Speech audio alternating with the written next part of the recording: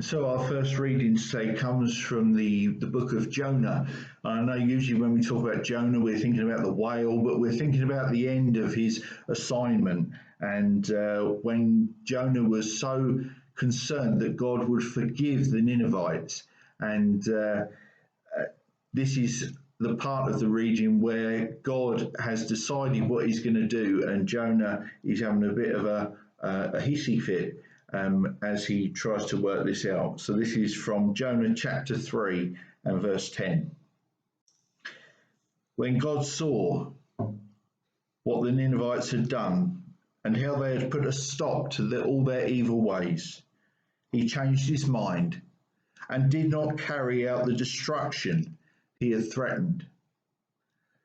This change of plans greatly upset Jonah, and he became very angry. So he complained to the Lord about it. Didn't I say before I left home that you would do this, Lord? That is why I ran to Tarshish. I knew you were a merciful and compassionate God, slow to get angry and filled with unfailing love. You are eager to turn back from destroying people. Just kill me now, Lord. I'd rather be dead than alive if what I predicted will not happen. The Lord replied, Is it right for you to be angry about this? Then Jonah went out to the east side of the city, and he made a shelter to sit under as he waited to see what would happen to the city. And the Lord God arranged for a leafy plant to grow there, and soon it spread its broad leaves over Jonah's head, shading him from the sun. This eased his discomfort, and Jonah was very grateful for the plant. But God also arranged for a worm. The next morning at dawn, the worm ate through the stem of the plant, and it withered away. And as the sun grew hot, God arranged for a scorching east wind to blow on Jonah. The sun beat down on his head until he grew faint and wished to die.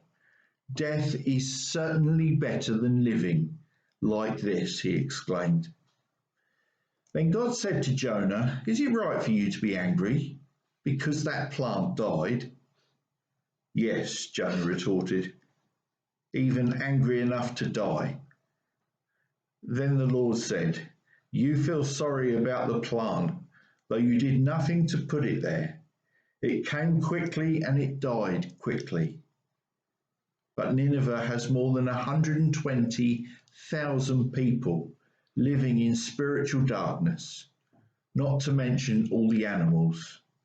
Shouldn't I feel sorry for such a great city? And the New Testament reading is taken from the book of Matthew, chapter 20. For the kingdom of heaven is like the landowner who went out early one morning to hire workers for his vineyard. He agreed to pay the normal daily wage and sent them out to work. At 9 o'clock in the morning, he was passing through the marketplace and saw some people standing around doing nothing. So he hired them, telling them he would pay them whatever was right at the end of the day. So they went to work in the vineyard. At noon and again at 3 o'clock, he did the same thing.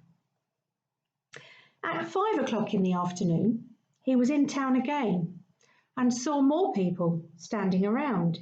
He asked them, Why haven't you been working today?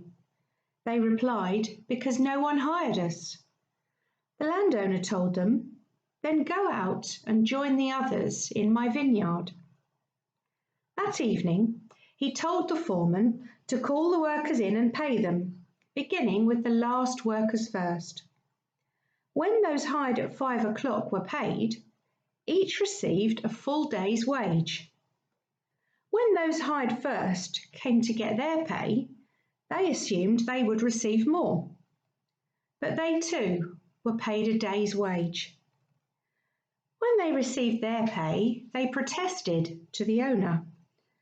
Those people worked only 1 hour, and yet you've paid them just as much as you paid us, and we worked all day in the scorching heat." He answered one of them, "Friend, I haven't been unfair. Didn't you agree to work all day for the usual wage? Take your money and go. I wanted to pay this last worker the same as you. Is it against the law for me to do what I want with my money? Should you be jealous because I am kind to others?" So those who are last now will be first then, and some of those who are first will be last.